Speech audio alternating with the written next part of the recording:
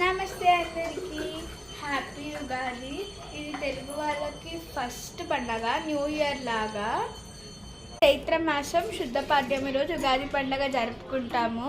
మేము ఇవాళ ఉగాది పచ్చడి కూడా చేసుకున్నాం, మీరు కూడా చేసుకుంటారు. ఇప్పుడు మేము మీకు ఉగాది పచ్చడి చూపిస్తా. ఉగాది పచ్చడి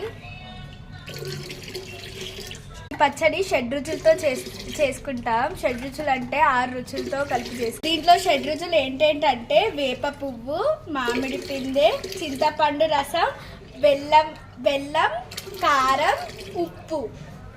కారం అంటే మిరియాలు. తెలంగాణలో ఇలానే చేసుకుంటాము. చాలా మంది గుజ్జు కూడా చేసుకుంటారు.